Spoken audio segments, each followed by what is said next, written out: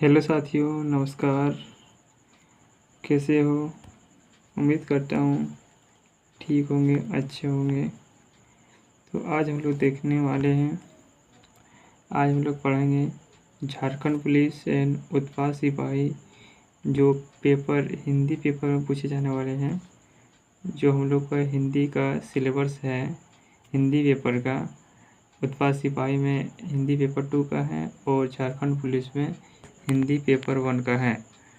जो उसका सिलेबस है, हम उसका पूरा सिलेबस, आज फर्स्ट क्लास है, आज पूरे फर्स्ट क्लास से शुरू करने वाले हैं और पूरा कंप्लीट क्लास हमको देंगे शुरू से लेकर अंत तक।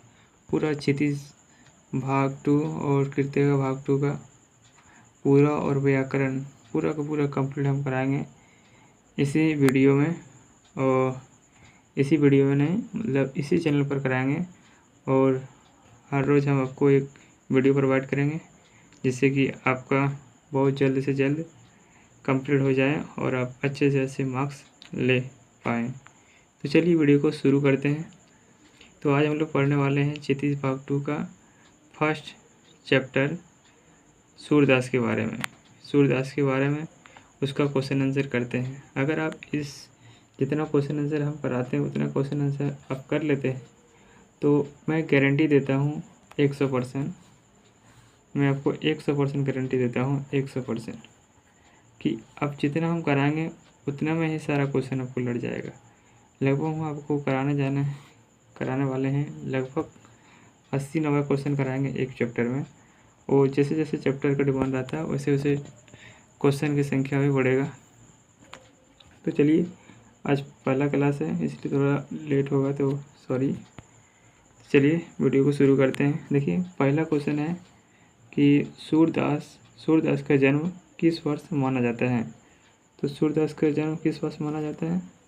अगर आप लोग पढ़े होंगे इसका पूरा कहानी तो आपको पता होगा। और सूरदास के बारे में अगर कहानी नहीं पढ़े तो थोड़ा पढ़ लीजिए ताकि आपको क्वेश्चन लगाने में सुविधा होगा और अच्छे तरह से समझ में भी आएगा। तो देखिए, सूरदास का जन्म किस वर्ष माना जाता है? तो 1478 ईस्वी को माना जाता है। सूरदास का जन्म 1478 ईस्वी को माना जाता है। अब देखिए, अगला क्वेश्चन है कि विभिन्न मान्यताओं के अनुसार सूरदास की जन्म स्थली कहाँ है। तो इसका जन्म स्थली कहाँ है? मथुरा के निकट रेणुका। इसका पहला जन्म स्थान मथुरा के निकट रेणुका या दूसरा जन्म स्थान रेणुका या रेणुका था। पहला इसका जो जन्म स्थल माना जाता है वो रेणुका या रेणुका, और दूसरा को जन्म माना जाता है दिल्ली के निकट शाही में। देखिए, ये मथुरा के निकट रेणुका और रेणुका जो है ये पहला माना जाता है, लेकिन दूसरा जो माना जाता है वो दिल्ली के निकट शाही में माना जाता है। अगला क्वेश्चन है कि सूरदास के गुरु कौन थे। देखिए, सूरदास के गुरु कौन थे? तो महाप्रभु वल्लभाचार्य। इसका सही आंसर हो जाएगा महाप्रभु वल्लभाचार्य। देखिए, अगला क्वेश्चन इसका है कि सूरदास किस समूह वर्ग के कवियों में सर्वाधिक प्रसिद्ध हैं। तो किस में है? अष्टछाप में। हम आपको सलाह देते हैं एक अच्छी कि आप थोड़ा आप कहानी को थोड़ा पढ़ लीजिएगा तो आपको बहुत बेहतरीन तरीके से समझ में आएगा और क्वेश्चन लगाने में बहुत बेहतरीन मज़ा आएगा। तो आप थोड़ा कहानी पढ़ लीजिएगा, उसके बाद क्वेश्चन आंसर लगाइएगा तो आपको बहुत अच्छा लगेगा। देखिए, अगला क्वेश्चन है कि गऊ घाट कहाँ स्थित है। सॉरी, अब ये क्वेश्चन छूट गया कि सूरदास किस घाट में रहते थे। तो किस घाट में रहते थे? गऊ घाट में। अगला क्वेश्चन है कि गऊ घाट कहाँ स्थित है। गऊ घाट कहाँ स्थित है? तो मथुरा तथा वृंदावन के बीच में। अगला क्वेश्चन है कि सूरदास के ग्रंथों के नाम हैं। देखिए, सूरदास के ग्रंथों के नाम हैं। इसे कितने ग्रंथ हैं? एक सूरसागर है, एक साहित्य लहरी है और एक सुरसावली है। 3 ग्रंथ इसके हैं। सूरदास के ग्रंथों के नाम हैं। इसका 3 ग्रंथ था, सूरसागर, साहित्य लहरी और सूरसावली। इसमें से सबसे जो इसका प्रमुख ग्रंथ है वो सूरसागर है, जो भी आगे क्वेश्चन में भी मिलेगा आपको। देखिए अगला क्वेश्चन है कि सूरदास किसके मंदिर में भजन कीर्तन करते थे। सूरदास किसके मंदिर में भजन कीर्तन करते थे? तो इसका सही आंसर हो जाएगा श्रीनाथ जी के मंदिर में।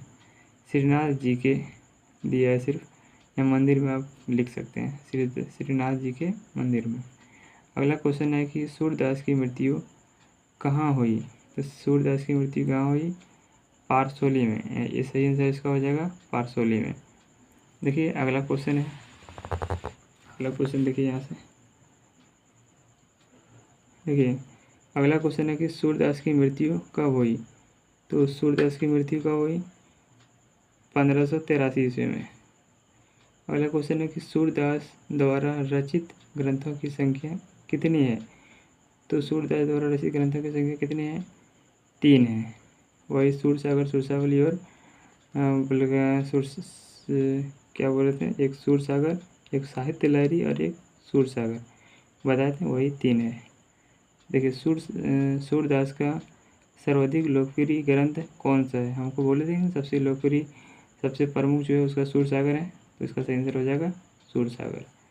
देखिए अगला क्वेश्चन है कि सूरदास किन रसों में सर्वश्रेष्ठ कवि माने जाते हैं। सूरदास किस रसों के सर्वश्रेष्ठ कवि माने जाते हैं? तो इसका सही आंसर हो जाएगा श्रृंगार तथा वात्सल्य रस। श्रृंगार तथा वात्सल्य रस। अगला क्वेश्चन हो जाएगा प्रस्तुत काव्य के 4 पद किस रचना से लिए गए हैं। प्रस्तुत काव्य के 4 पद किस रचना से लिए गए हैं? इसका सही आंसर हो जाएगा भ्रम गीत। भ्रम गीत।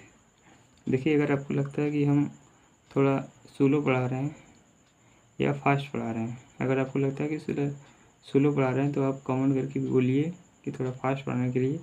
अगर आपको लगता है कि हम फास्ट पढ़ा रहे हैं तो कमेंट बॉक्स में ये भी बोलिए कमेंट करके कि थोड़ा सा स्लो पढ़ाइए, ताकि मुझे तो आप लोग के हिसाब से ही करना पड़ेगा ना। तो चलिए देखते हैं अगला क्वेश्चन क्या है।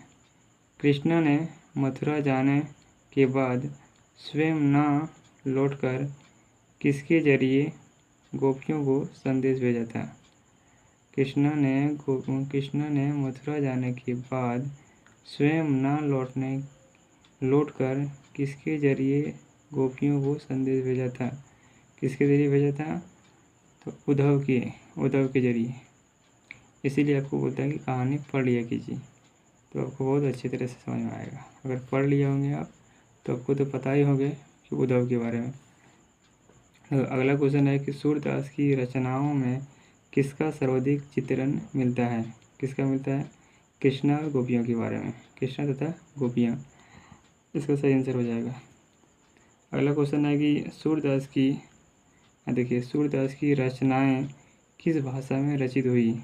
किस भाषा में रचित हुई? ब्रज भाषा में। अगला क्वेश्चन है, देखिए अगला क्वेश्चन है कि उद्धव ने कैसा उपदेश देकर गोपियों की विरह वेदना को शांत करने का प्रयास किया। तो इसका सही आंसर हो जाएगा निर्गुण ब्रह्मा एवं योग का उपदेश। देखिए अगला क्वेश्चन है कि गोपियों ज्ञान मार्ग की बजाय किस मार्ग को पसंद करती थी। किस मार्ग को पसंद करती थी? प्रेम मार्ग को। अगला क्वेश्चन इसका देखिए, अगला क्वेश्चन है कि भ्रमण गीत का प्रारंभ किसके आने के बाद होता है। किसके आने के बाद होता है? भौरे आने के बाद। तो इसका आंसर हो जाएगा भौरे के। गोपियों ने पद में किस पर व्यंग्य किया है। गोपियों ने पद में किस पर व्यंग्य किया है? किस पर किया है? उद्धव पर। इसका आंसर हो जाएगा उद्धव पर। अगर आपको ये जितना क्वेश्चन हमको बता रहे हैं, अगर आपको इस क्वेश्चन का अगर आपको आपको लिखना है तो आप लिख सकते हैं, साफ साफ आपको दिख रहा होगा, सारा का सारा क्वेश्चन आंसर आप लिख सकते हैं। अगर आपको चाहते हैं कि अब इतना टाइम हम ना दें, इतने लिखने में ज़्यादा जितना टाइम लगेगा उतना टाइम में हम पढ़ सकते हैं, याद कर सकते हैं, तो आप PDF हम बोलिएगा तो हम PDF प्रोवाइड कर देंगे। तो पूरा कंप्लीट हम PDF जितना चैप्टर पढ़ाते जाएंगे उतना चैप्टर का PDF हम देते जाएंगे। आप पूरा का पूरा एकदम अच्छी तरह से PDF बना के हमको प्रोवाइड कर देंगे। बहुत ही नॉर्मल चार्ज में, बहुत ही कम चार्ज में हम सारा का सारा लगभग 22-23 चैप्टर का है, 22 चैप्टर 23 चैप्टर है पूरा चित्ती भाग 1, 2 और कृतिका भाग 2 मिला के, और कुछ व्याकरण का भी टॉपिक है, सारा का सारा हमको प्रोवाइड कर देंगे मात्र सिर्फ 49 रुपये में। हम सिर्फ 49 रुपये में पूरा का पूरा PDF प्रोवाइड कर देंगे, सारा का सारा। अगर आप इतना पढ़ लेते हैं तो आपको गारंटी के साथ बताते हैं कि एक भी क्वेश्चन नहीं छूटेगा मेरे PDF से के बाहर, एक भी क्वेश्चन आपको बाहर नहीं जाएगा। झारखंड पुलिस और उत्पाद सिपाही में जितना ऑब्जेक्टिव क्वेश्चन पूछेगा एक क्वेश्चन भी बाहर नहीं जाएगा, यह मेरा गारंटी है, 100%, 110% गारंटी। अगर आप चाहते हैं कि सारा का सारा PDF लें, एक साथ हम अच्छी तरह से रिवीजन कर सकें, और PDF आप मोबाइल में रख के पढ़ सकते हैं, या तो आप उसको प्रिंटिंग करा के अच्छी तरह से पढ़ सकते हैं। आप अच्छी तरह से सारा का सारा पढ़ लेंगे तो मैं गारंटी देता हूँ कि एक भी क्वेश्चन बाहर नहीं जाएगा। तो आपको चाहिए तो आप मुझे इस नंबर पर कॉल कीजिए, बताते हैं। देखिए 6299 465717, इस नंबर पर 6299465717, इस नंबर पर मुझे कॉल कीजिए। हमको बताना है कैसे कैसे पेमेंट करना है। अगर आपको चाहिए तो उसके बाद हम सारा का सारा प्रोवाइड कर देंगे। देखिए अगर आप बोले ना एक बार में हम जितना पढ़ लीजिएगा तो आपको कोई दिक्कत नहीं होगा, कहीं एक क्वेश्चन भी छूटेगा नहीं। और आपको हम व्याकरण का भी कुछ टॉपिक, जितना टॉपिक इसमें दिया हुआ है सारा का सारा टॉपिक हम आपको PDF में ही प्रोवाइड करेंगे, सिर्फ 49 रुपये में। अब तो जानते हैं कि रिचार्ज का दाम 299 हो गया, यानी कि 300, और सारा का सारा हम PDF दे रहे हैं पूरा एक किताब का, पूरा एक पेपर का, जो सिर्फ 49 रुपये में, जो बहुत ही नॉर्मल है, बहुत कम फीस है, कोई दिक्कत नहीं होगा आप लोगों को। तो चलिए अगला क्वेश्चन देखते हैं, कहाँ तक पढ़े थे, यहाँ तक ना। देखिए पहला क्वेश्चन है कि प्रथम पद में गोपियों ने उद्धव की तुलना किससे की है। प्रथम पद में गोपियों ने उद्धव की तुलना किससे की है, तो इसका सही आंसर हो जाएगा कमल के पत्ते से। अगला क्वेश्चन है कि गोपियों ने स्वयं के कृष्ण के प्रति आकर्षण को किसकी वर्ती बताया है, तो इसका सही आंसर हो जाएगा गुड़ तथा चींटी की बनती। देखिए अगला क्वेश्चन है कि गोपियाँ अपना संदेश उद्धव को ना देकर किसे देना चाहती है, श्री कृष्ण को। अगला क्वेश्चन है कि गोपियाँ किसके विरह में डूबी हुई है, गोपियाँ किसके विरह में डूबी है, श्री कृष्ण के में डूबी हुई है। गोपियाँ ने कृष्ण को किसके समान बताया है, गोपियों ने कृष्ण को किसके समान बताई है, उसने बताई है हरील की लकड़ी की तरह। इसका सही आंसर हो जाएगा हरील की लकड़ी। श्री कृष्ण किसके पुत्र थे, इसका सही आंसर हो जाएगा नंद बाबा के। श्री कृष्ण नंद बाबा के पुत्र थे। तीसरे पद के अनुसार क्वेश्चन ऐसा पूछ भी सकता है कि श्री कृष्ण किसके पुत्र थे तीसरे पद के अनुसार, तो इसका सही आंसर हो जाएगा नंदलाल। क्वेश्चन ऐसे भी पूछ सकता है कि श्री कृष्ण किसके पुत्र थे क्वेश्चन ऐसा पूछ सकता है कि नंदलाल श्री कृष्ण के पुत्र थे, ये किस पद में बताया गया है? तो सही आंसर हो जाएगा तीसरे पद में। देखिए अगला क्वेश्चन है कि श्री कृष्ण, ये तो हो गया। नंद लाल नहीं, नंद बाबा के।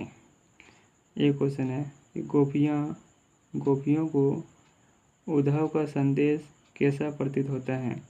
गोपियों को उद्धव का संदेश कैसा प्रतीत होता है? तो इसका सही आंसर हो जाएगा कड़वी ककड़ी के समान। गोपियों को उद्धव का संदेश कैसा प्रतीत होता है? तो कड़वी ककड़ी के समान। लास्ट क्वेश्चन है ये, अंतिम पद में गोपियों ने उद्धव के अध्ययन से श्री कृष्ण को किस धर्म के पालन करने का संदेश भेजा है? इसका सही आंसर हो जाएगा राजधर्म। तो देखिए वीडियो लगभग बहुत लंबा हो जाएगा, लगभग आधा घंटा से ज़्यादा हो जाएगा। तो हम इसका कुछ अभ्यास प्रश्न और हैं जो कि लगभग 40-50 होगा। तो ये हम आपको नेक्स्ट क्लास में करा के कंप्लीट करा देंगे एक चैप्टर। और अभी देखिए इसमें तो लगभग 25-30 क्वेश्चन आज करा दिए, और जो 40-50 क्वेश्चन बचेगा वो नेक्स्ट क्लास में करा के हम पूरा कंप्लीट करा देंगे, एक चैप्टर हो जाएगा सूर्यदास पूरा कंप्लीट। अब इतना अगर कर लेते हैं तो अब एक क्वेश्चन भी से बाहर नहीं जाएगा। लगभग आज 30-40 क्वेश्चन हो गया और कल 30-40 क्वेश्चन करा देंगे, लगभग 70-80 क्वेश्चन हो जाएगा। तो एक चैप्टर में 70-80 क्वेश्चन होगा, यानी कि पूरा चैप्टर का निचोड़। इससे एक भी क्वेश्चन बाहर नहीं जाएगा अगर आप इसे पूरा रट जाते हैं तो अब PDF जल्दी से जल्द मंगा के, या नहीं तो आप लिखना चाहते हैं, अगर आपके पास ज़्यादा टाइम है, आप चाहते हैं कि हम लिख के याद करेंगे तो आप लिख के भी याद कर सकते हैं। अगर नहीं आप चाहते हैं कि हम PDF मंगा के जल्दी से जल्दी याद कर लें और ज़्यादा नंबर लाएं और सिलेक्शन में अपना हक जमाएं और एक सिलेक्शन हम ले लें, तो आप PDF मंगा के जल्दी से जल्द याद कर सकते हैं। तो चलिए मिलते हैं नेक्स्ट वीडियो में, तब तक के लिए जय हिंद, जय भारत।